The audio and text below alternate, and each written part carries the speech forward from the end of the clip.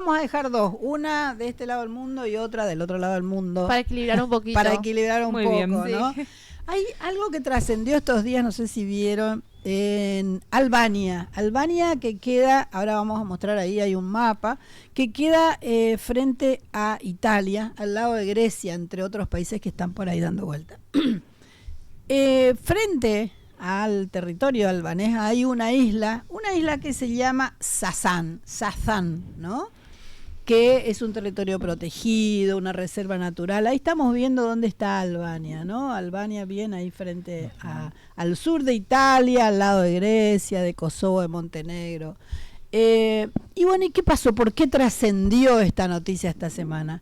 Porque eso que está marcado ahí en ese mapita está programado que intentan hacer un hotel de 10.000 habitaciones.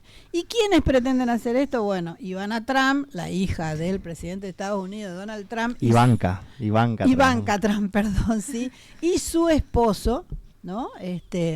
¿Se acuerdan que además habíamos comentado acá que habían ido a Gaza también con un proyecto inmobiliario tremendo? Bueno, acá pretenden hacer lo mismo. Pero bueno, no le está resultando tan fácil, ¿no? Porque hay una movilización en todo el país, miles y miles de albaneses, más de 300.000, decían las noticias, se manifestaron en contra de esta situación.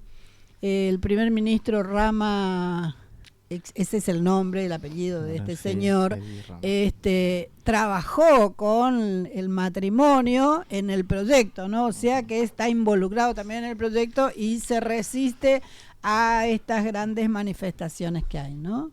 Aparte, Albania depende un montón de lo que es su turismo, o sea, sus áreas naturales, lo que son sus playas también son muy conocidas a nivel mundial. Eso afectaría un montón lo que es la flora y fauna y la contaminación, lo que conlleva la construcción y todo estos mega hoteles es muy afecta mucho, incide sobre el medio ambiente.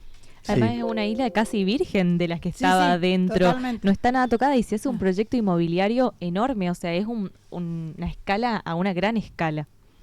Existe también un antecedente inmediato y cercano que fue lo que pasó ahora a fin de año en Serbia.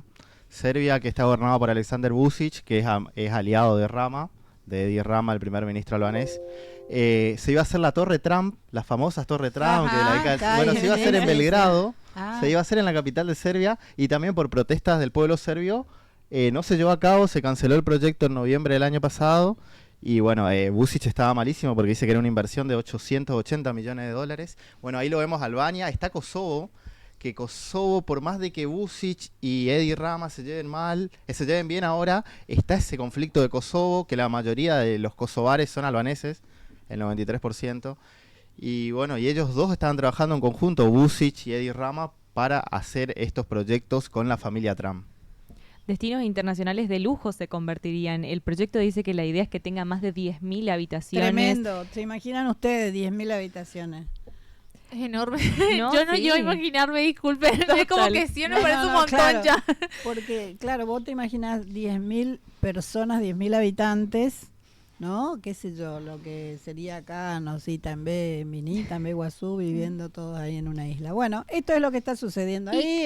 Una había consulta, sí. perdón, respecto a lo que es el empleo, ¿cómo se iba a hacer ahí? ¿Tienen información respecto a si se iba a dar trabajo a los albaneses o iban a traer de otro lado? Vieron que uno nunca termina de saber, muchas veces se promueve, vamos a dar trabajo, pero al final termina afectando Bueno, eso más. fue lo que Rama dice, Justificó. ¿no? Justificó el tema de los millones que podrían llegar a entrar. Bueno, y en este lado del mundo, más cerca, México tiene una característica. Cuando un presidente deja de serlo, deja la escena pública, la escena política, no aparece más, porque ustedes, supongo, no ven presidentes, expresidentes haciendo política, estando, bueno. Acá sucedió algo llamativo, que es que el que era presidente, el que entregó la banda presidencial a Claudia Sheinbaum, que es AMLO, López Obrador,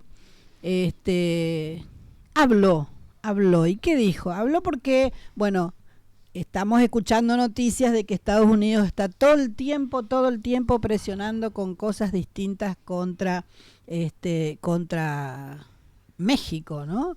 Entonces, bueno, AMLO, que además se va del gobierno, acá vemos la imagen de AMLO con, esta es la presidenta que agradece la carta que manda, es una carta pública la que manda el presidente, donde dice que apoya fervientemente a la presidenta Claudia Sheinbaum y que desconoce la actitud que tiene Trump, a quien conoció en otras ocasiones, y dice qué pasa que cambió en Donald Trump, ¿no? Las relaciones entre Claudia Sheinbaum y Trump son tensas. Ella trata de mantener o mantiene siempre una postura firme en cuanto a sus decisiones políticas y económicas también, ¿no? Porque te imaginas, están ahí al lado, están pegaditos ahí, las cuestiones políticas y económicas de ambos países están muy relacionadas siempre.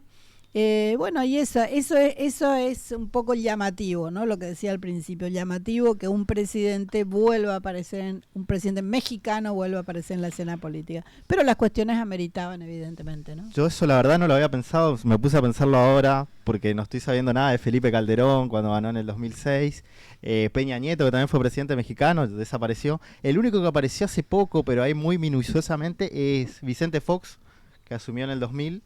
Él por ahí aparece, pero en unos programas muy marginales.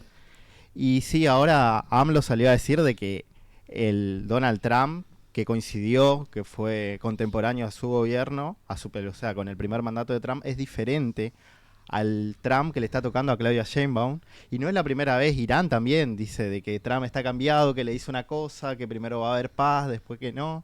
Y ahora cuando pensaba en Europa del Este, también Robert Fico, que era fanático de Trump, el eslovaco, el primer ministro eslovaco, dice que volvió decepcionado de la reunión de Mar-a-Lago, porque dice que Trump tiene problemas psicológicos para él. Y dijo, pasé de admirarlo a no saber qué pasa con Trump, ¿no? Está cambiado. Tremendo. O sea, tenés uno en Irán, tenés uno en Eslovaquia, claro, y ahora en México diciendo que Trump está cambiado. Exactamente, sí. Porque si había algo que se reivindicaba en su momento de Trump, era que era un presidente de Estados Unidos que no había invadido ni un solo país, ¿no? Veníamos de Obama, veníamos de Biden, ¿no? De presidentes que habían tenido injerencias tremendas en otros países. Bueno, Trump evidentemente cambió algo, ¿no? Evidentemente.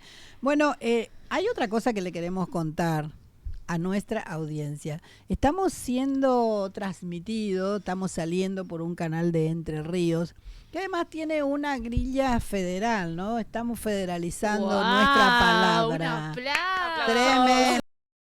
Agradecemos a Neris, que amigo y compañero, que nos ofreció esta posibilidad de poder comunicarnos a través del programa y a través de la red también que ellos están armando.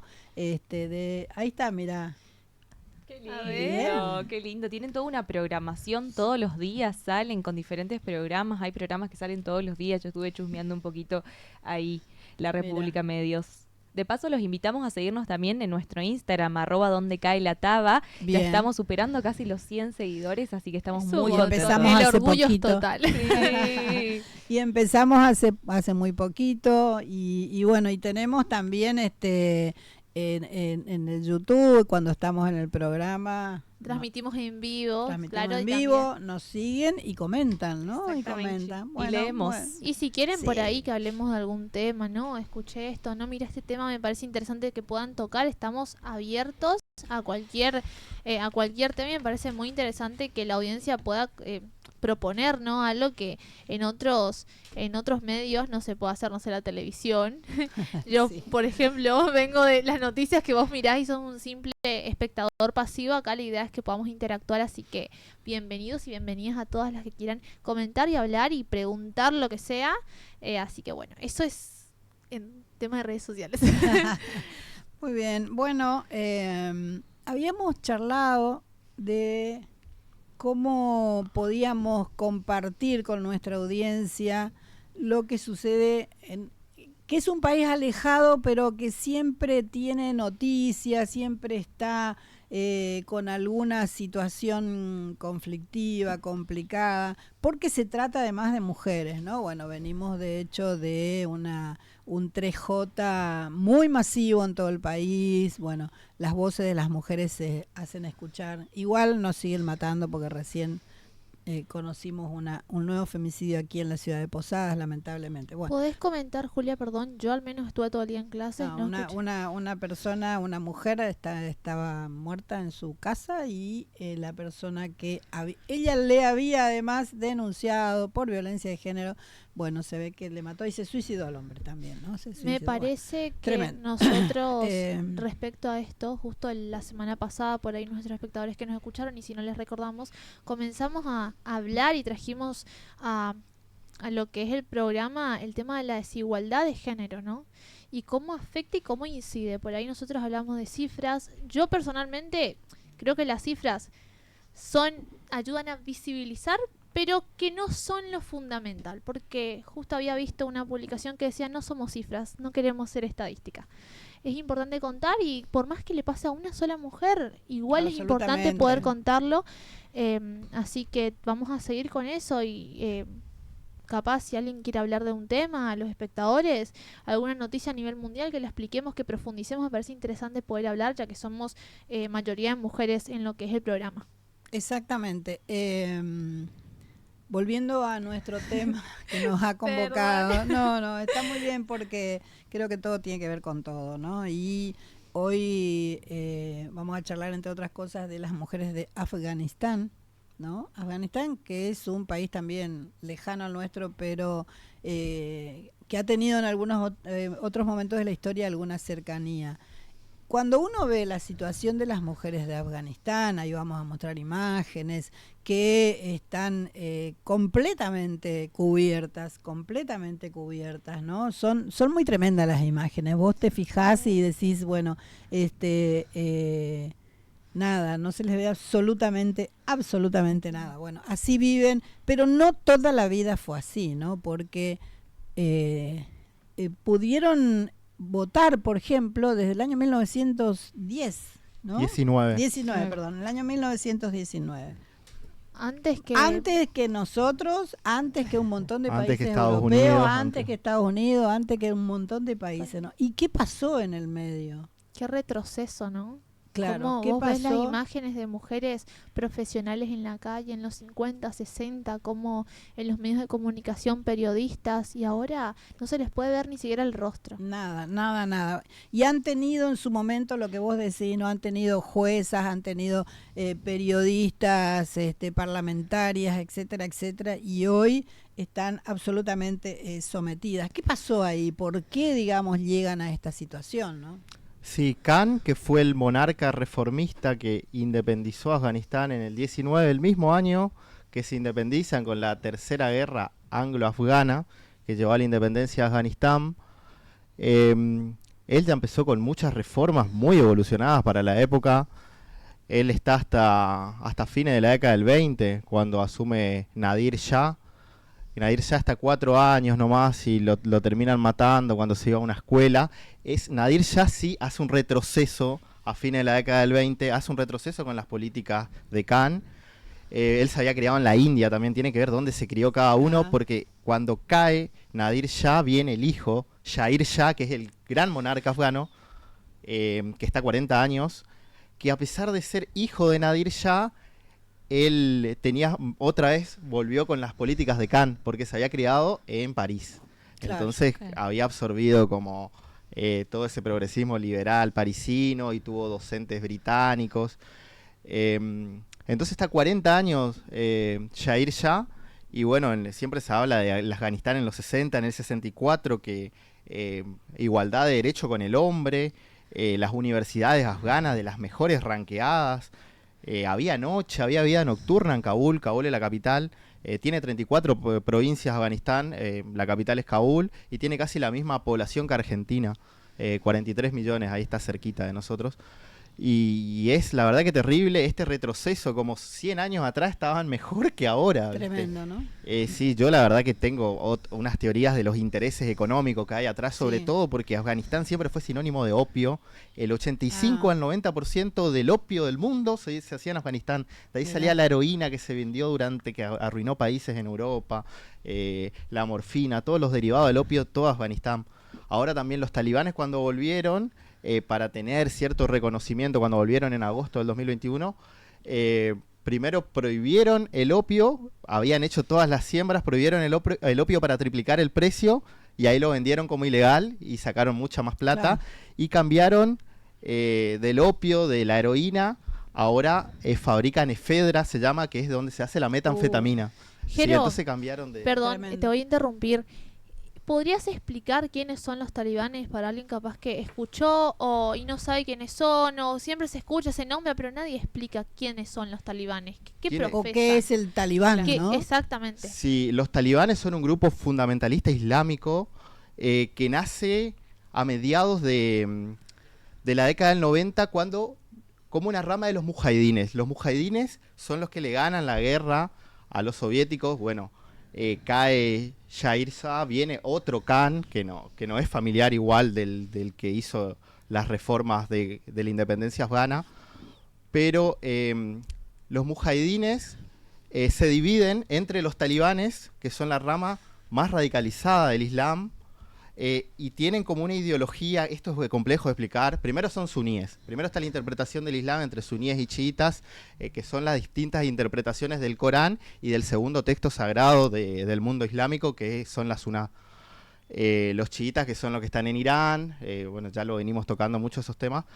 Y bueno, dentro de la suná existe una corriente ideológica que es el wahabismo, que crea Arabia Saudita con los petrodólares, que existe el takfirismo, que es tratar al otro de próstata, de cualquiera que no sea Islam extremo, es un traidor a Mahoma.